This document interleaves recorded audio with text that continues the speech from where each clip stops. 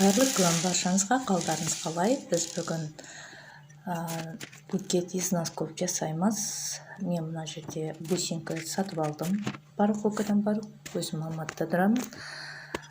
Сатып алып, осы клеймен ағашқа клейлеп алып жатырмын. Негізінде бұны отдельно сатып алмай-ақ, өзі специально инелер бар. Басында несімен соңында тығуға болады. Түйреуішке ұқсаған, өзі осында ине басы ине, мына жағы бусинка, тоже Алматыда өзім Алатау базарынан алатын, оған қазір дәл осыған жете алмай қалдым. Келінін алдым да, бері қарай қайта салдым, көзіме көрінбеді.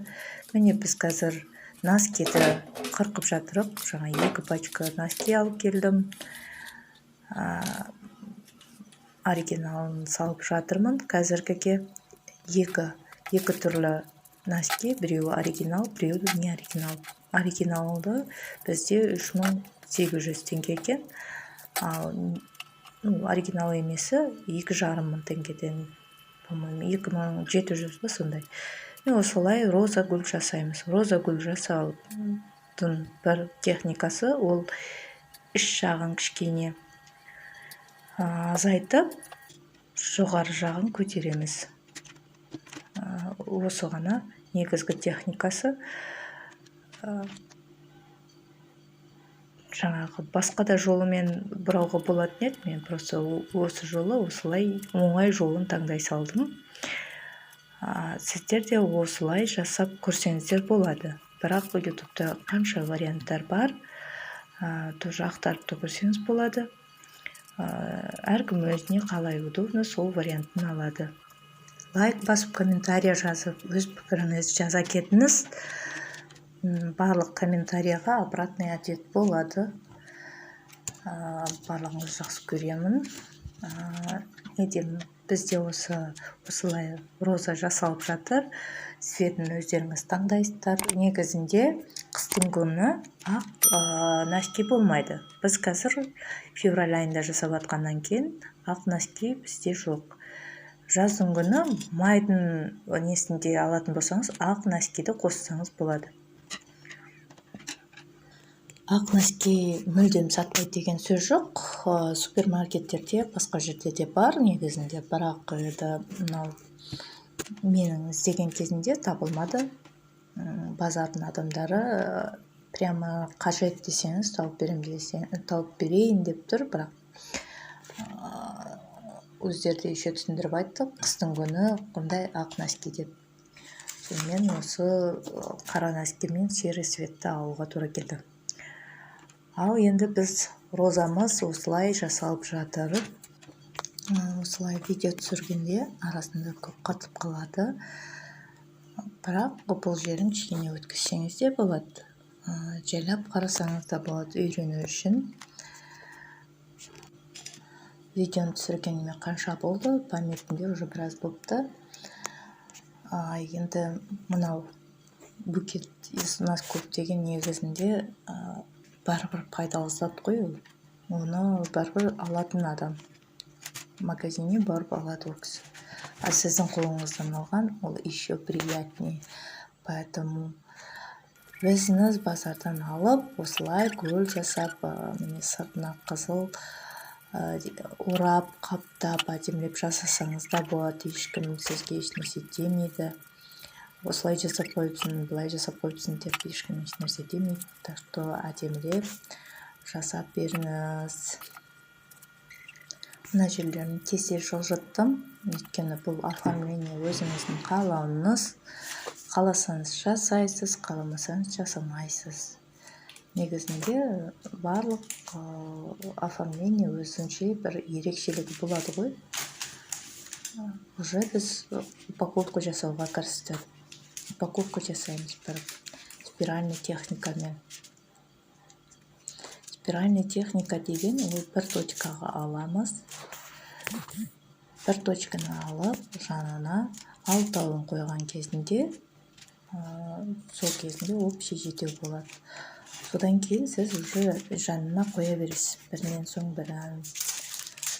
Сол ғана спиральный техника. Ал параллельный техника ол бірінің жаңағы бір точканың үстіне айналдырып қоя берген, ол параллельный техника деп аталады бізде. Ал раскидистый техника деген ол кішкене шашылып X болып келеді. Бірінші мына оң шеті үстіне болса, сол шеті астына болып. Бізде осылай раскидистый техника деген осылай болады. Қазіргі техника бізде спиральный техника. Спиральный техниканың негізінде істеген адамға, қолы үйренген адамға оңай, көрдіңіз ба? Мен уже оп-оңай істеп шықтым қазір. Уже бітеді. Екеу ғана қалды.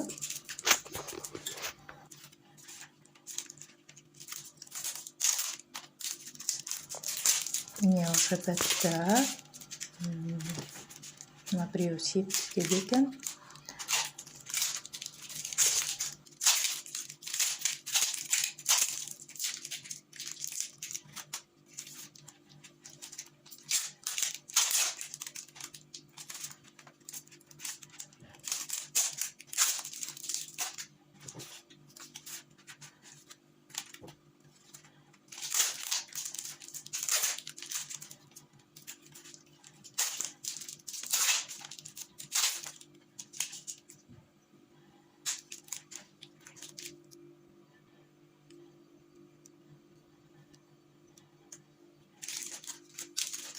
Міне уже болды.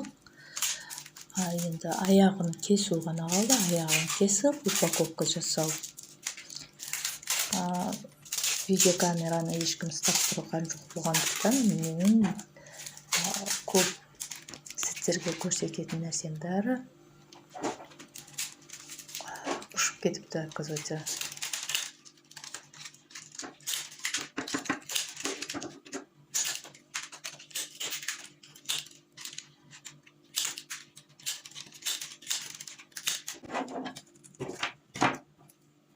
Осы столға қойып аламыз, чтобы ровносын білу үшін. Қазір ровно тұрмаса тағы да қырқамыз аяғын. Міне енді ровно болды. Ал енді процесс упаковка. Упаковка бізде тоже жеңіл түрін таңдай салдым. Степлермен қағамыз да екінші жасаймыз.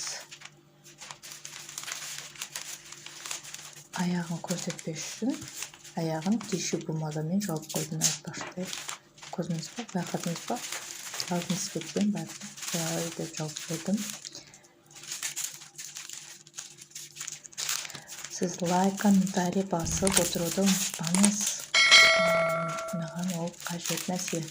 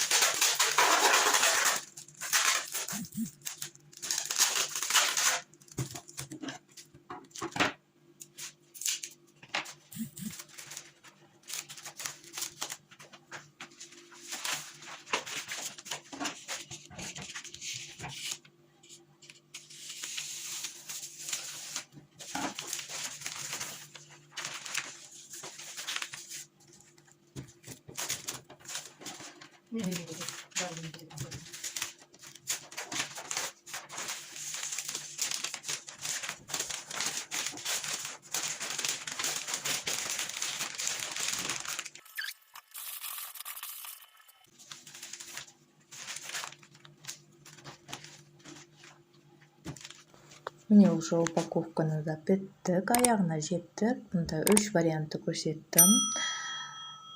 Міне мына екінші вариант, келесі киімдермен тоже вариант бар. Көрсеңіз болады. Лайк, комментарий жазуды ұмытпаңыздар.